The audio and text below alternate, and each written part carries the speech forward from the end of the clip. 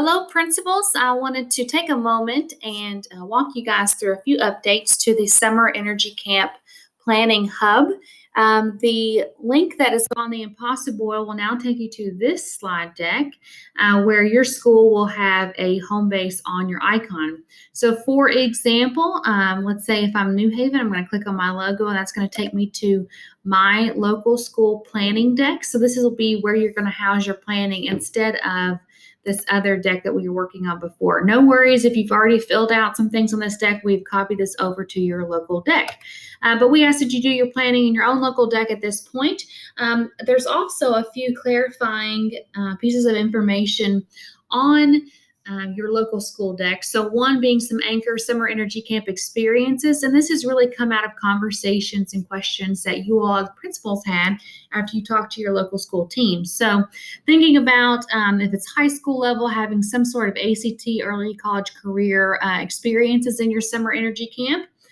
All schools looking at having leadership within your summer energy camp, some literacy experiences, math experiences. We know literacy and math are two areas that students having a strong foundation are, of course, important as they progress throughout the grades. Then also thinking about transitions. So whether it's going from preschool to kindergarten, 5th to 6th grade, 8th to 9th grade, future seniors, etc., being mindful of how you're integrating that into your summer energy camp experiences. And this also might require some collaboration between the ELC and the elementary schools, elementary and middle schools, middle and high, etc. Then you'll also see there's moonshot. So that would be opportunities for things not mentioned on this slide, some things that you all really wanted to create around your local priorities, local needs, and local energy. Also added to this slide deck is information around strategic communication points. So you'll see that January and February really about visioning and priority sketching. Then moving into March begins some strategic points of communication and information gathering for our creative team to be able to take that information and do the April action items. So March, you'll see that, of course, we need your summer energy camp name. Your Energizer will be coming to you and asking what your summer energy camp name is. Remember, it's something, summer energy camp. Then March 15th is the deadline for the summer energy camp session calendar experiences, which is now on your localized deck here. Really, the point of that is for our creative team to be able to take that information and process it, create some really nice strategic communication points for families and your school, but also for you all to think about having those people in place, thinking about planning for these sessions, being able to be very intentional so that by June 1st, they're ready to roll. Also in March, we ask that you begin or integrate into your cyclical touch points with your energizers about communication and design needs. Depending on what you're doing, you might have some other design needs that the creative team can help support you with. March 26th, we have a couple of things that are more logistical in nature.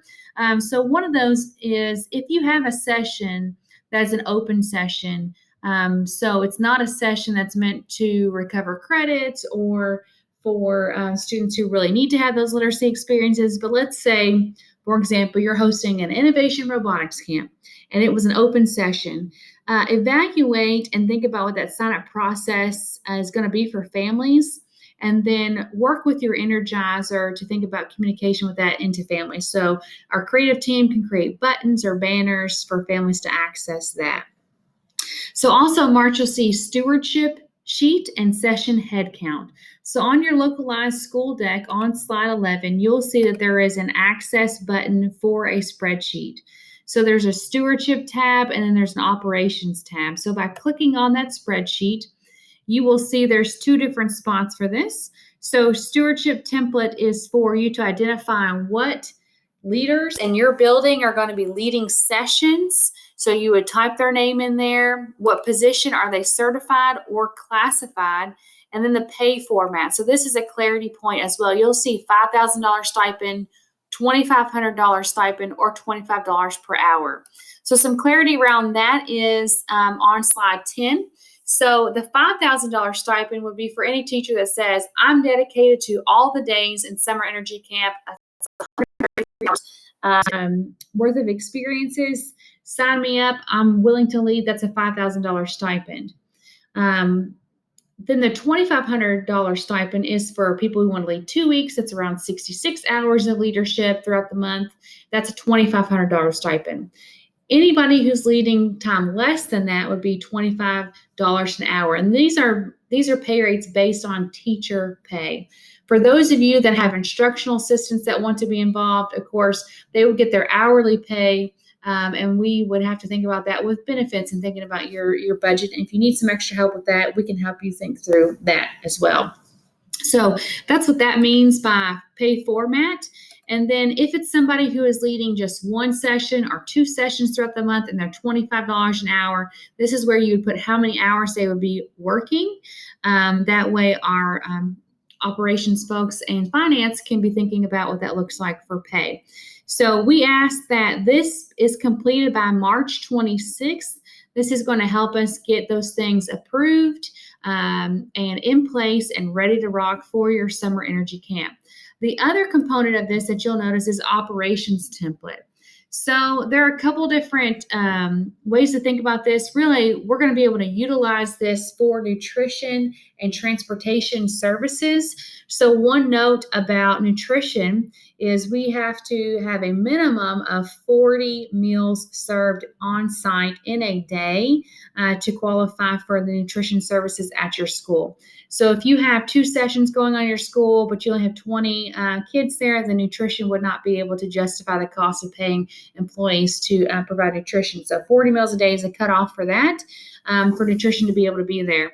This sheet is also going to help us gather information for transportation because Jeff is then going to need to make bus routes for this. So our deadlines for this are outlined on slide 11. So the confirmation transportation needs are May the 7th, but prior to that, we ask that you have an estimated session head count that you outline on your slide with your sessions, and this is to help us evaluate nutrition needs and think about transportation needs before you have confirmed transportation. So again, estimation for session head count March 26th on your slide that you have these things mapped out will help us move forward with that. So this sheet is for stewardship and operations to confirm those things and have those in place. The next piece of this is thinking about connects and invitations. So when you have these sessions, we really have 2 different worlds we're living in. One is the world of we really need your child to attend, thinking about those kiddos maybe have missed a lot or just don't have those foundational skills that they need in place for next year. Those, of course, would be a personalized invitation, really emphasizing that their student attends these experiences this summer.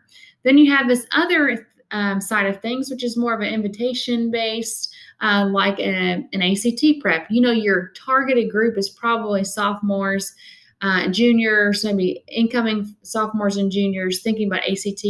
Then you would think about what that invitation looks like to that family and what that session looks like. Then you also have those sessions who, again, will bring up this innovation robotics camp, for example. Let's say that you were having that session and you had Miss Smith that was leading that session. Miss Smith, as a session leader, would then call to either personally invite students or personally confirm, introduce yourself, think about the goals for that. So there's some example protocols on slide 12 that you can utilize. Feel free to utilize it if you would like.